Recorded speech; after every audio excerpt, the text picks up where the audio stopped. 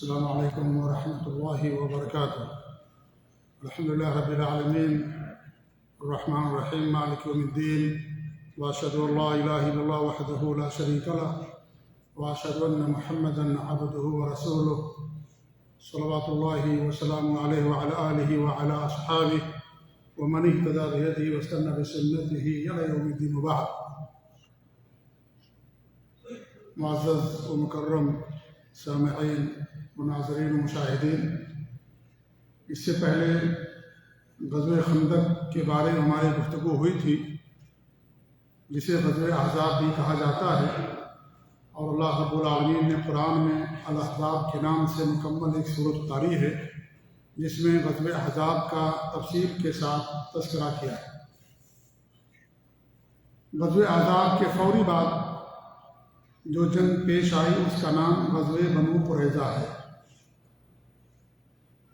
اس سے پہلے آپ لوگ پڑھ چکے ہیں کہ جب آپ صلی اللہ علیہ وسلم مکہ مکرمہ سے ہجرت کر کے مدینہ پہنچے تو مدینے کے اندر یا مدینے کے آس پاس یہودیوں کی 3 آبادیاں تھیں، بنو نذیر، بنو قینقاع اور بنو قریظہ۔ بنو نذیر اور بنو قینقاع کے لوگوں کو ان کے مکر، سازش اور فریب اور دیگر برائیوں کی بنا پر آپ نے ان کو جلا وطن کر دیا تھا۔ ان میں سے کچھ لوگ خیبر چلے گئے تھے، کچھ ملک شام چلے گئے تھے۔ ایک اور قبیلہ تھا جو بنو قریظہ کے نام سے معروف تھا۔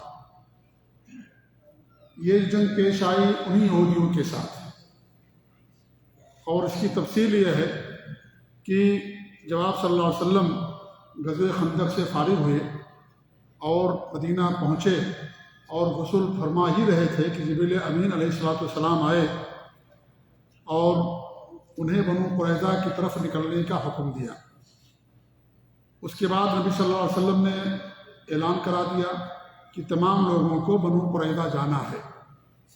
چونکہ ان لوگوں نے بدعہدی کی تھی، غدر اور خیانت کی تھی، اس لیے آپ صلی اللہ علیہ وسلم نے سب کو بنو قریظہ جانے کا حکم دیا۔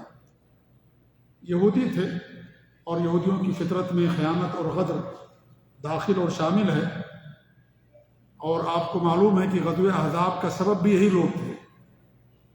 یہی لوگ تھے جنہوں نے مکہ اور تمام جو کفار و مشرکین کے قبیلے تھے ان سب کو تیار کیا تھا مدینے پر حملہ کرنے کے لیے، اور 10,000 کا لشکر مدینے پر پہنچ چکا تھا حملہ کرنے کے لیے۔ کن کی سازش کا نتیجہ تھا؟ یہ انہی بنو قریظہ کے یہودیوں کا، انہوں نے سازش کی تھی۔ اور جب جنگ شروع ہوئی، جنگ یا محاصرہ، جب آپ صلی اللہ علیہ وسلم نے خندق کھودی اور جب وہ لوگ آئے 10,000 کا لشکر لے کر کے تمام مشرکین، تو بنو قریظہ یہ مدینہ کے پیچھے تھے، تو پیچھے سے انہوں نے حملہ کرنے کی کوشش کی، لیکن اللہ رب العالمین نے ان کے حملے کو ناکام بنا دیا، اور اس طریقے سے ایک شخص جن کا نام تھا نعیم بن مسعود رضی اللہ تعالیٰ عنہ، انہوں نے اسلام قبول کیا اور جا کر کے مشرکین اور بنو قریظہ کے یہودی تھے ان دونوں کے دلوں میں نفرت پیدا کر دی، اور ایک دوسرے پر جو اعتماد تھا، بھروسہ تھا، اسے ختم کر دیا، جس کی بنا پر وہ لوگ حملہ کرنے سے رک گئے۔ تو ان کی بدعہدی ہمیشہ سے رہی ہے اور قیامت تک رہے گی۔ تو یہ غزوہ احزاب کا سبب تھے، اور پھر ان کے پاس بہت بڑا ہتھیار تھا، بہت سارے ہتھیار انہوں نے جمع کر رکھا تھا کہ اس ہتھیار کے ذریعے سے مسلمانوں کا ہم صفایا کریں گے، مسلمانوں کو قتل کریں گے۔ تو چونکہ ہمیشہ بدعہدی کرتے تھے، جبکہ ہمارے نبی صلی اللہ علیہ وسلم نے سے معاہدہ کر رکھا تھا کہ آپ لوگ ہمارا ساتھ دیں گے، لیکن نبی صلی اللہ علیہ وسلم کا ساتھ دینے کی بجائے یہ کفار و مشرکین کا ہمیشہ سے ساتھ دیتے تھے۔ تو چونکہ ان کی زیادتی بہت زیادہ ہو گئی تھی، بدعہدی بہت زیادہ ہو گئی تھی، اور غزوہ احزاب جو بہت بڑی جنگ تھی جس میں 10,000 کا لشکر کفار و مشرکین لے کر کے آئے تھے، اور پورے مدینہ کی آبادی بھی اتری نہیں تھی، تو ایسے موقع پر بھی انہوں نے بدعہدی کی، خیانت کی، غدر کیا۔ تو پھر اب ان کا دنیا میں رہنا، اس علاقے میں رہنا اور زیادہ مستقبل میں مشکل اور پریشانی کا سبب بن سکتا تھا۔ اس لیے جبریل امین تشریف لائے اور کہا کہ سب کو بنو قریظہ چلنا ہے۔ آپ صلی اللہ علیہ وسلم غسل ہی فرما رہے تھے کہ اس کے بعد غسل سے فارغ ہوئے، آپ فارغ ہونے کے بعد آپ نے اعلان کرا دیا کہ کوئی بھی آدمی یہاں نہیں رہے گا، سب کو عصر کی نماز بنو قریظہ میں پڑھنا ہے۔ لا یصلین احدکم العصر الا فی بنی قریظہ، صحیح بخاری کی حدیث ہے کہ سب کو عصر کی نماز بنو قریظہ میں پڑھنا ہے۔ جب آپ نے اعلان کیا تو صحابہ کرام سب ایک ساتھ نہیں نکلے تھے، کیونکہ ابھی بھی سب جنگ سے واپس آئے تھے۔ کسی نے اپنا لباس بھی نہیں اتارا تھا جو جنگ کا لباس ہوتا ہے، کسی نے آرام بھی نہیں کیا تھا کہ فوراً اوپر سے اعلان آ گیا کہ سب کو بنو قریظہ چلنا ہے۔ تو جیسے جیسے لوگوں کو یہ خبر پہنچتی، لوگ ٹکڑیوں کی شکل میں بنو قریظہ روانہ ہونے لگے۔ آپ صلی اللہ علیہ وسلم نے اعلان کیا کہ تم میں سے کوئی بھی عصر کی نماز کہاں پڑھے گا؟ بنو قریظہ کے اندر جا کر کے پڑھے گا۔ صحابہ کرام نکلے، راستے میں نماز عصر کا وقت ہو گیا، صحابہ کرام کے درمیان اختلاف ہو گیا کہ کیا کریں، کیا نماز ہم جا کر کے بنو قریظہ میں پڑھیں یا راستے میں پڑھیں؟ کچھ صحابہ نے کہا کہ نہیں، نماز کا وقت ہے، اللہ نے نماز کو وقت کے ساتھ فرض کیا ہے، لہذا وقت ہو گیا ہے، ہم نماز پڑھیں گے۔ اور آپ کا مقصد یہ تھا کہ آپ لوگ جلدی کریں اور ہم لوگ جلدی نکل آئے، نماز کا وقت ہو گیا عصر کا، راستے میں ہم عصر کی نماز راستے میں پڑھ لیں گے۔ بہت سارے صحابہ نے راستے میں عصر کی نماز پڑھ لی۔ اس کے بعد کچھ صحابہ تو انہوں نے کہا کہ نہیں، ہم جا کر کے بنو قریظہ ہی میں عصر کی نماز پڑھیں گے، کیونکہ ہمارے نبی کا یہ حکم ہے کہ لا یصلین احدکم العصر الا فی بنی قریظہ، کہ بنو قریظہ ہی کے اندر سب کو عصر کی نماز پڑھنا ہے۔ تو بہت سارے صحابہ نے جا کر کے عصر کی نماز بنو قریظہ میں پڑھی، حالانکہ وقت نکل گیا تھا۔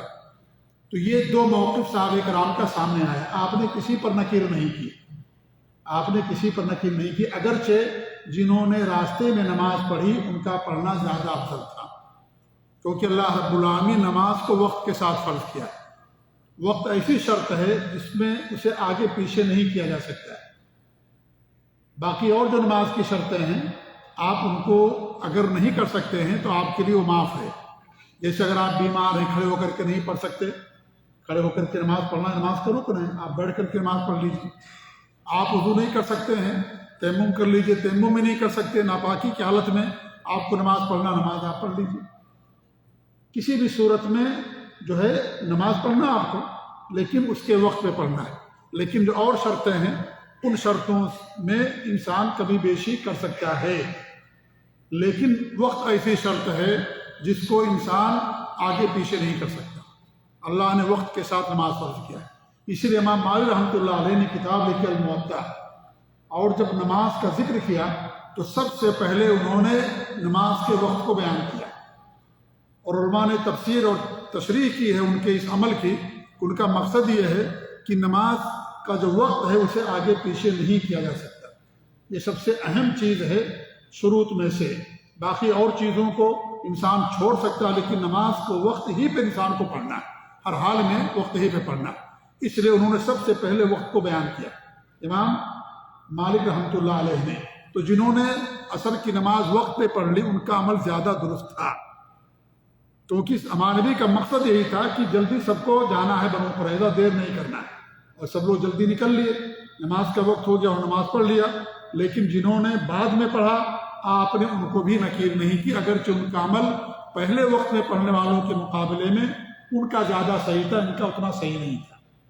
کیونکہ الفاظ جب اگر محتمل ہوں، الفاظ ایسے ہوں جن میں دو چیزوں کا احتمال ہو شریعت کے اندر، تو ایسی صورت میں اگر آپ کسی پر بھی عمل کر لیں تو دونوں میں سے کوئی بھی عمل آپ کے لیے جائز ہو جائے گا، اس پر نکیر نہیں کی جائے گی، اسے معنوی نکیر نہیں کیا۔ لیکن شرط یہ کہ وہ الفاظ محتمل ہوں، یعنی الفاظ میں دونوں کا احتمال ہو۔ اگر دونوں کا احتمال نہیں ہے تو ایسی صورت میں اگر آدمی دو عمل کرے گا تو صحیح نہیں ہوگا، لیکن اگر دونوں کا احتمال ہے تو آپ کوئی بھی عمل کر لیں وہ آپ کے لیے جائز ہوگا۔ اور شریعت کے اندر ایسے بہت سارے اعمال ہیں کہ دونوں میں سے کوئی بھی آپ کے لیے کرنا جائز ہوتا ہے، جیسے جنازے کی نماز مثال کے طور پر، ایک طرف اگر آپ سلام پھیرتے ہیں تو بھی جائز ہے، دونوں طرف پھیرتے ہیں یہ زیادہ بہتر ہے، دونوں طرف پھیرنا زیادہ بہتر ہے، لیکن ایک طرف پھیرنا بھی جائز ہے، بھی نبی کی سنت ہے۔ کوئی بھی آپ کر لیں گے آپ کی جنازے کی نماز ہو جائے گی۔ ایسے بہت سارے مثال دی جا سکتی ہے۔ تو اگر نص الفاظ ایسے ہیں جن میں دو چیزوں کا احتمال ہے تو دونوں چیزوں میں سے کوئی بھی انسان کوئی ایک چیز کر لے تو اس پر نکیر نہیں کی جائے گی، وہ چیز اس کے لیے جائز ہوگا۔ اس حدیث سے یہ دلیل ملتی ہے، اور آگے انشاءاللہ جب مسائل بیان کریں گے تو اور میں تفصیل سے آپ کے سامنے بیان کروں گا۔ بہرحال کچھ صحابہ کرام نے راستے میں نماز پڑھ لی عصر کی، کچھ صحابہ کرام بنو قریظہ پہنچنے کے بعد انہوں نے جا کر کے نماز پڑھی۔ جب آپ وہاں گئے تو آپ نے ان کا محاصرہ کر لیا، اور یہ محاصرہ 25 دنوں تک جاری رہا، کیونکہ یہودیوں کی ایک فطرت ہے، جب وہ اپنا گھر بناتے قلعہ نما بناتے، اور یہودیوں ہی کی اولاد ہیں روافظ کی بھی آپ دیکھیں گے وہ بھی اپنا گھر قلعہ نما ہی بناتے ہیں۔ ان کے گھروں کے اندر بہت ساری چیزیں رہیں گی، پانی کا انتظام اور اس طریقے سے کھیتی باڑی اور بہت ساری چیزیں وہ پہلے ہی سے کر کے رکھتے ہیں۔ جی ہاں، کیونکہ ابن سبا یہودی ہی جو رافضی ہیں، شیعہ ہیں، وہی ان کا بانی ہے۔ آپ تاریخ پڑھیں گے تو آپ کو یہ چیز حقیقت سامنے آ جائے گی۔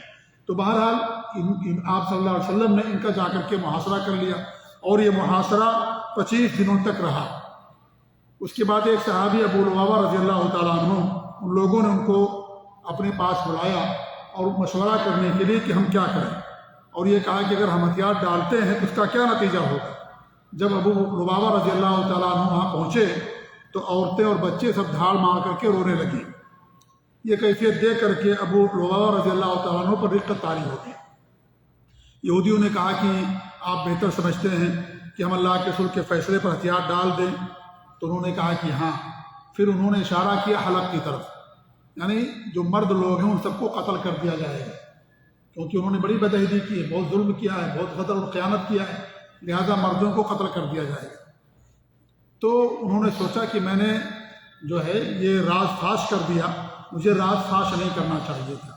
اس کے بعد کیا کیا، سیدھے وہیں سے کھڑے ہو گئے، اور اس کے بعد مسجد نبوی پہنچے اور ایک کھمبے سے اپنے آپ کو انہوں نے باندھ لیا، اور کہا جب تک اللہ کے رسول صلی اللہ علیہ وسلم خود آ کر کے نہیں کھولیں گے میں یہاں سے نہیں جاؤں گا۔ ابو لبابہ رضی اللہ تعالیٰ عنہ، کیونکہ انہوں نے محسوس کیا کہ میں نے خیانت کی ہے، میں نے راز فاش کر دیا، اور مجھے حلق کی طرف نہیں اشارہ کرنا چاہیے تھا، کیونکہ ان کو معلوم ہو گیا کہ ہمیں قتل کر دیا جائے گا۔ تو اس پر انہیں افسوس ہوا، ندامت ہوئی، اور انہوں نے جا کر کے مسجد نبوی کے اندر ایک کھمبے میں اپنے آپ کو رسی سے باندھ لیا، اور یہ کہا کہ مجھے کوئی بھی نہیں کھولے گا، اگر کوئی کھولے گا تو اللہ کے رسول صلی اللہ علیہ وسلم کھولیں گے۔ بہرحال یہ محاصرہ 25 دنوں تک رہا، یہودیوں کے حوصلے ٹوٹ گئے، اور اس طریقے سے اللہ رب العالمین کے دلوں کے اندر جو ہے روب ڈال دیا، اور سب نے ہتھیار ڈال دیا۔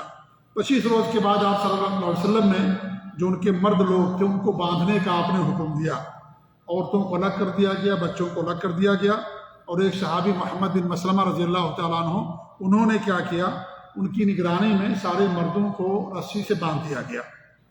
قبیلے اوس، مدینہ کے اندر جو قبیلے تھے اوس اور خزرج، تو قبیلے اوس کے جو لوگ تھے ان کے ان لوگوں سے روابط تھے، رشتہ داریاں بھی تھیں، تو انہوں نے آ کر کے اللہ کے رسول صلی اللہ علیہ وسلم سے درخواست کرنے لگے کہ آپ ان کے ساتھ وہی معاملہ کریں جو بنو نذیر اور بنو قینقاع کے ساتھ آپ نے کیا ہے۔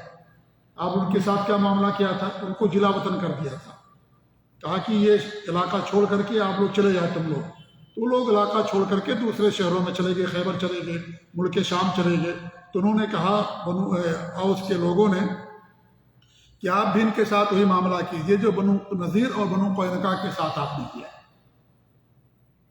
پھر ہمارے نبی نے کہا کہ اگر انہی میں سے آپ ہی کے قبیلے میں سے قبیلے اوس کے کوئی صاحب ان کے بارے میں فیصلہ کریں تو کیا آپ ہم لوگ ان کے فیصلے کو مانیں گے؟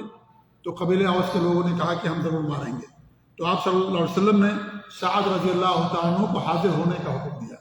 سعد رضی اللہ عنہ کو غزوہ خندق میں زخم آ گیا تھا، تیر لگ گیا تھا، ان کو زخم آ گیا، تو اللہ تعالیٰ دعا کی تھی کہ اللہ رب العالمین میری موت اس وقت تک نہ ہو جب تک بنو قریظہ کے بارے میں کوئی فیصلہ نہ کر دوں، یا جب تک کہ میں ان کا انجام نہ دیکھوں، اس وقت تک میری موت نہ ہو۔ اللہ ان کی دعا قبول فرما لی، اور وہ مدینے کے بڑا زخم کو لگا تیر، کافی خون ان کے جسم سے بہہ گیا، لیکن اللہ رب العالمین ان کے جان کی حفاظت کی۔ اور جب نبی نے کہا کہ اگر تمہارے ہی قبیلے کا ایک آدمی فیصلہ کر دے تو کیا آپ لوگ ان کے فیصلے کو مانو گے؟ انہوں نے کہا کہ ضرور۔ سعد بن معاذ رضی اللہ تعالیٰ عنہ یہ قبیلے اوس سے تھے، اوس قبیلے سے تھے یہ۔ سعد بن معاذ کو آپ صلی اللہ علیہ وسلم نے طلب کیا، اور وہ مدینہ سے بنو قریظہ پہنچتے ہیں، اور بنو قریظہ پہنچنے کے بعد لوگوں نے کہا، ہمارے نبی نے کہا کہ آپ ان کے بارے میں کیا فیصلہ کرتے ہیں؟ تو انہوں نے کہا کہ کیا آپ لوگ ہمارا فیصلہ قبول کریں گے؟ تو ان لوگوں نے کہا کہ ہم ضرور آپ کا فیصلہ قبول کریں گے۔ تو انہوں نے فیصلہ یہ کیا کہ ان کے جو مرد لوگ ہیں ان کو قتل کر دیا جائے، عورتوں اور بچوں کو قیدی بنا لیا جائے، اور ان کے اموال جو مجاہدین ہیں ان میں تقسیم کر دیا جائے۔ آپ صلی اللہ علیہ وسلم نے فرمایا تم نے وہی فیصلہ کیا ہے جو 7 آسمانوں کے اوپر اللہ رب العالمین کا فیصلہ ہے۔ صحیح بخاری کی حدیث ہے، یعنی یہی فیصلہ اللہ کا بھی ہے کہ ایسے لوگوں کو جو بدعہدی کرتے ہیں، خیانت کرتے ہیں، دھوکہ دیتے ہیں عین موقع پر، اور ایک بار نہیں کئی بار ایسے لوگوں کے ساتھ یہی معاملہ کرنا چاہیے کہ ان کو قتل کر دینا چاہیے۔ تو تم نے جو فیصلہ کیا ہے آپ کا فیصلہ وہی ہے جو اللہ رب العالمین کا فیصلہ ہے، جو 7 آسمانوں کے اوپر عرش کے اوپر ہے، کیونکہ اللہ تعالیٰ کی ذات عرش پر جلوہ فروز ہر جگہ نہیں ہے، جیسا کہ بہت سارے لوگ یہ عقیدہ رکھتے ہیں، اور اس بات پر بار بار یہ بات کہی جاتی ہے کہ یہ عقیدہ یعنی بہت ہی غلط عقیدہ اگر کوئی کہتا ہے کہ نعوذ باللہ اللہ تعالیٰ کی ذات ہر جگہ ہے۔ تو بہرحال حضرت سعد بن معاذ رضی اللہ تعالیٰ عنہ نے یہ فیصلہ کیا کہ ان سب مردوں کو قتل کر دیا جائے، تو ان سب کی گردنیں مار دی گئیں، اور ان کی تعداد صحیح قول کے مطابق 400 تھی، اور جو مسلمان تھے صحابہ کرام جنہوں نے محاصرہ کیا تھا ان کی تعداد 3000 تھی۔ ان میں سے 2 مسلمان شہید ہوئے تھے، ایک تھے خلاد بن سوید رضی اللہ تعالیٰ عنہ، ان کو ایک یہودی عورت نے ان کے اوپر سے چکی جو ہوتا نا چکی پھینک دیا تھا، جس کی وجہ سے نیچے دب کر کے ان کی وفات ہو گئی تھی۔ تو ہمارے نبی نے قصاص میں اس عورت کو بھی قتل کر دیا تھا، جس یہودی عورت نے خلاد بن سوید کو قتل کیا تھا، اور ایک صحابی اور ہیں جو محاصرے کے دوران ان کی وفات ہو گئی تھی۔ تو 2 صحابی شہید ہوئے تھے، اور ان کے 4 لوگوں کو جو ہے مار دیا گیا تھا۔ اور یہ جو فیصلہ تھا یہ عدل اور انصاف کے مطابق تھا، جیسا کہ ہم اس سے پہلے بتا چکے ہیں کہ نازک ترین لمحات میں بھی یہودیوں نے ہمیشہ بدعہدی کی۔ غزوہ خندق کا سبب یہی لوگ بنے تھے، ساتھ ہی اپنے پاس بہت سارا ہتھیار انہوں نے جمع کر رکھا تھا کہ ہم ان ہتھیاروں کے ذریعے سے مسلمانوں کو قتل کریں گے اور ان کا صفایا کر دیں گے۔ ظاہر بات ہے ایسے مجرمین کی سزا یہی ہونی چاہیے کہ انہیں قتل کر دیا جائے۔ تو ایسے لوگوں کو ہمارے نبی صلی اللہ علیہ وسلم نے تمام لوگوں کو قتل کر دیا تھا، اور ان کو جلا وطن ہونے کی آپ نے اجازت یا ان کو مہلت نہیں دی تھی۔ کچھ لوگ ایسے تھے جن میں سے مسلمان ہو گئے تھے، وہ بچ گئے، 3 لوگ تھے۔ کچھ ایسے تھے کہ قبیلے اوس کے لوگوں نے کہا کہ ہماری ان کے ساتھ رشتےداریاں ہیں، لہذا ان لوگوں کو ہمارے حوالے کر دو، تو ہمارے نبی نے ان کو ان کے حوالے کر دیا۔ بعد میں وہ لوگ بھی مسلمان ہو گئے، کچھ دنوں کے بعد یا کچھ مہینوں کے بعد وہ سارے کے سارے مسلمان ہو گئے تھے۔ تو 400 کے قریب لوگوں کو جو ہے آپ نے صلی اللہ علیہ وسلم نے قتل کر دیا۔ جب بنو قریظہ کا کام تمام ہو گیا، ان کو قتل کر دیا گیا، تو سعد رضی اللہ تعالیٰ عنہ کی بھی وفات ہو گئی، اور ان کا جنازہ مسلمانوں کے ساتھ فرشتوں نے بھی اٹھایا تھا، اور ان کی موت پر اللہ رب العالمین کا عرش لرز اٹھا تھا، جیسا کہ صحیح بخاری اور صحیح مسلم کی روایت ہے۔ اهتز له عرش الرحمن کہ حضرت سعد بن معاذ کی موت و وفات پر اللہ رب العالمین کا عرش جو ہے لرز اٹھا تھا۔ یہ صحیح بخاری اور صحیح مسلم کی روایت ہے۔ ادھر 6 راتوں کے بعد ابو لبابہ رضی اللہ تعالیٰ کی توبہ کو اللہ رب العالمین نے قبول فرما لیا۔ پھر فجر کی صلاۃ میں آپ صلی اللہ علیہ وسلم نے انہیں کھول دیا۔ تو اس طریقے سے بنو قریظہ کے ساتھ ہمارے نبی نے یہ معاملہ کیا۔ اس واقعے سے جو مسائل ہمارے سامنے سمجھ میں آتے ہیں یا جن مسائل کا استنباط کیا جا سکتا ہے، ان میں سے کچھ کا ذکر میں آپ کے سامنے کرتا ہوں۔ پہلی بات یہ ہے کہ جو بدعہدی کرے اس کا قتل کرنا جائز ہے۔ مسلمانوں کے ساتھ جو بدعہدی کرے، خیانت کرے، غدر کرے، اس کا قتل کرنا جائز ہے، لیکن یہ حق حاکم وقت کے پاس ہے، عام لوگوں کے پاس نہیں ہے، کیونکہ قتل کرنے کا، جنگ کرنے کا، سزا دینے کا اختیار اللہ نے حاکم وقت کو دیا ہے، عام لوگوں کو، ہر شخص کو نہیں دیا ہے۔ لہذا اگر حاکم وقت سمجھتا ہے کہ اس کی بدعہدی کی سزا قتل ہونی چاہیے یا ان کو سزا دینی چاہیے، ان کے پاس اگر طاقت ہے تو وہ سزا کے طور پر انہیں قتل کر سکتے ہیں، لیکن یہ حاکم وقت کے اختیار میں ہے، عام لوگوں کے اختیار میں یہ چیز نہیں ہے۔ دوسری بات یہ ثابت ہوتی ہے، جیسا کہ میں نے دوران گفتگو کہا، کہ اگر حدیث یا قرآن کے الفاظ 2 چیزوں کو محتمل ہوں تو کسی ایک کے کرنے میں کوئی حرج نہیں ہوتا ہے، 2 چیزوں کا اہتمام ہو۔ جیسے ہمارے نبی نے کیا فرمایا، لا یصلین احدکم العصر الا فی بنی قریظہ، اس کا 2 معنی ہو سکتا ہے۔ ایک معنی تو یہ ہو سکتا ہے کہ بھائی عصر کی نماز ہم کو قریظہ ہی میں جا کے پڑھنا ہے، یہی اس کا ظاہری معنی سمجھ میں آتا ہے۔ دوسرا مطلب یہ ہو سکتا ہے کہ آپ کا مقصد یہ تھا کہ لوگ جلدی کریں، تاخیر نہ کریں اور جاتے ہی ان کا کام کر دیا جائے، یہ آپ کا مقصد تھا۔ دونوں معنی کا احتمال ہے، اسی لیے جنہوں نے راستے میں نماز پڑھ لیا اور جنہوں نے جا کر کے وہاں نماز پڑھ لیا، آپ نے کسی پر کوئی نکیر نہیں کیا۔ لیکن جب الفاظ ایسے ہوں کہ دو چیزوں کا احتمال ہو تب یہ چیز ہوتی ہے۔ اگر دو چیزوں کا احتمال اس میں نہ ہو تو جو حدیث ثابت ہوگا، قرآن ثابت ہوگا، اس پر عمل کرنا انسان کے لیے ضروری ہوگا۔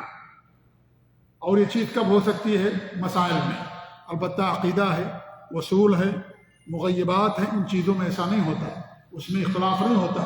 عقیدے میں کوئی اختلاف کی گنجائش نہیں ہے، اصول میں اختلاف کی گنجائش نہیں ہے، یا اس طریقے سے ایمانیات میں اختلاف کی گنجائش نہیں ہے۔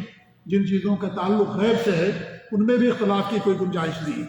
یہ مسائل میں ہے جس میں حدیث یا قرآن کے الفاظ دو چیزوں کو محتمل ہوں یا ایک سے زیادہ چیزوں کو، ان میں کسی پر بھی انسان اگر عمل کر لیتا ہے تو اس کے لیے کوئی حرج نہیں ہوتا ہے۔ تیسری بات یہ ہوتی ہے کہ مجتہد ہر حال میں ایک اجر یا دو اجر کا مستحق ہوتا ہے۔ جو اجتہاد کرتا ہے وہ ہر حال میں ایک اجر یا دو اجر کا مستحق ہوتا ہے، لیکن مجتہد وہ جس کے اندر اجتہاد کی صلاحیتیں پائی جائیں۔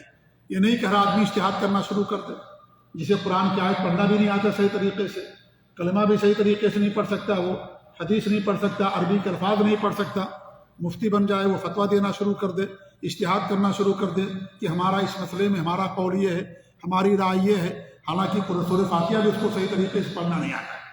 قرآن کی آیت نہیں پڑھے گا، قرآن کی آیتوں کا حوالہ دے دیتا ہے۔ حوالہ جب دیتے ہیں انسان تو اپنے عیب کو چھپانے کے لیے، کیونکہ ان کو قرآن پڑھنا نہیں آتا ہے، اس لیے آیتوں کا حوالہ نمبر دیں گے وہ۔ تو یہ آیتوں کا، حدیثوں کا حوالہ نمبر دے دینا یہ کوئی علم نہیں ہے، یہ کہ آپ سے مرغوب ہو جائیں کہ بھائی دیکھو آیتوں کا حوالہ دیتا ہے، آیت نمبر، سورت number, chapter number, page number, حدیث کا نمبر، فلاں نمبر وہ دیتا ہے۔ یہ علم نہیں ہے، یہ آپ سلف کی کتابیں پڑھیے، اگر یہ بھی کوئی دیتا ہے اس کے پاس علم بھی الحمدللہ۔ لیکن آج کے زمانے میں کچھ لوگ کیسے ہیں جو لوگوں کو مرغوب کرنے کے لیے نمبر دیتے ہیں۔ ایک بات، نمبر دو، انہیں صحیح طریقے سے عربی الفاظ پڑھنا نہیں آتا، تجوید کے ساتھ نہیں پڑھ سکتے، عربی حدیثیں نہیں پڑھ سکتے، نص نہیں پڑھ سکتے، غلطیاں ایک نہیں ہزاروں ہو جائیں گی تو ان لوگوں کو سامنے آ جائے گا۔ اس لیے کیا کرتے ہیں، آیتیں اور حدیثیں پڑھنے کے بعد حوالہ دے دیتے، نہیں پڑھتے اس کو، کیونکہ ان کو عربی آتی نہیں ہے۔ تو کہنے کا مقصد یہ ہے کہ جو مجتہد وہ ہوتا ہے جس کے اندر اجتہاد کی صلاحیتیں ہوں، جو اس کے پاس علم ہو، نہ صرف مفہوم جانتا ہو، حدیثوں کا علم ہو، جرح و تعدیل کا علم ہو، فقہ کا علم ہو، اور جو بڑے بڑے اہم علوم ہیں ان کا اس کے پاس علم ہو، وہ اجتہاد کر سکتا ہے۔ یہ نہیں کہ ایک آدمی 2-4-10 کتابیں پڑھ لیا، 2-4 سن لیا، 2-4 تقریر کر دیا، وہ اجتہاد کرنا شروع کر دے، فتویٰ دینا شروع کر دے، غلط ہے یہ سلف صالحین کا عقیدہ اور منہج نہیں تھا۔ تو مجتہد جو ہوتا ہے جس کے اندر اجتہاد کی صلاحیتیں ہو، وہ ہر حال میں کیا ہوتا ہے، وہ اجر کا مستحق ہوتا ہے۔ یا تو ایک اجر ملے گا اگر اس کا اجتہاد خطا ہو گیا، یا تو 2 اجر ملے گا اگر اس کا اجتہاد صحیح ہو گیا۔ تیسری بات یہ ہے کہ لیس کل مجتہد مصیب ولکن کل مجتہد ماجور۔ ہر مجتہد مصیب نہیں ہوتا ہے، لیکن ہر مجتہد کو اجر ملتا ہے۔ مطلب یہ ہے کہ یہ نہیں ضروری کہ ہر مجتہد صحیح بات تک پہنچ جائے، لیکن اجر اسے ضرور ملے گا اگر اس کے اندر صلاحیت ہے تو۔ ٹھیک ہے، یہ بات سمجھنے کی ہے کہ اجتہاد کرنے والا کوئی ضروری کہ جو اجتہاد کرے اس کا اجتہاد صحیح ہو، یہ ضروری نہیں ہے، لیکن چونکہ اس کے اندر اجتہاد کرنے کی صلاحیت موجود ہے، علم ہے اس کے پاس، فقہ ہے اس کے پاس، جو ہے بصیرت ہے، علم ہے، سب کچھ ہے، اس نے اجتہاد کیا، ہو سکتا ہے اس کا اجتہاد غلط ہو جائے، لیکن اجتہاد کرنے کی بنا پر اس کو اجر ملے گا، ایک اجر ملے گا، اور اگر اجتہاد صحیح ہو گیا اس کو 2 اجر ملے گا۔ اس کی دلیل کیا ہے؟ دلیل یہ اللہ کے رسول کی حدیث، اذا اجتہد الحاکم فاصاب فله اجران واذا اخطأ فله اجر واحد۔ یعنی اگر حاکم مجتہد اجتہاد کرے اور اگر اس کا اجتہاد صواب کو صحیح کو پہنچ جائے تو اس کو 2 اجر ملے گا، اور اگر غلطی کرے تو اس کو 1 اجر ملے گا۔ مطلب یہ ہے کہ ہر مجتہد ثواب کو نہیں پہنچے گا، ہر مجتہد کو صحیح بات نہیں کو ملے گی، صحیح بات تک اس کا اجتہاد نہیں پہنچ سکتا ہے، غلطی ہو سکتی ہے اس سے، اگر غلطی ہو گئی تو اس کو اجر ملے گا صلاحیت کی بنا پر، علم کی بنا پر، لیکن اس کا اجتہاد جو ہے مصیب نہیں ہوگا کہ بھئی وہ بھی صحیح ہے اس پر عمل کر لو، نہیں، وہ کیوں؟ اس کا اجتہاد خطا ہے، حدیث کے خلاف ہے، اور حدیث اس کے برعکس ہے۔ تو یہ بات ہمیں سمجھنے کی ضرورت ہے کہ ہر مجتہد کا اجتہاد درست نہیں ہوتا ہے، البتہ اس کو اجر ملے گا بشرطے کہ اس کے اندر اجتہاد کی تمام صلاحیتیں موجود ہوں، تب اس کو اجر ملے گا، اگر نہیں ہے تو اس کو اجر نہیں ملے گا۔ نمبر 5، اجتہاد نص کی موجودگی میں نہیں کیا جائے گا، جہاں نص نہیں ہوگا وہاں اجتہاد کیا جائے گا۔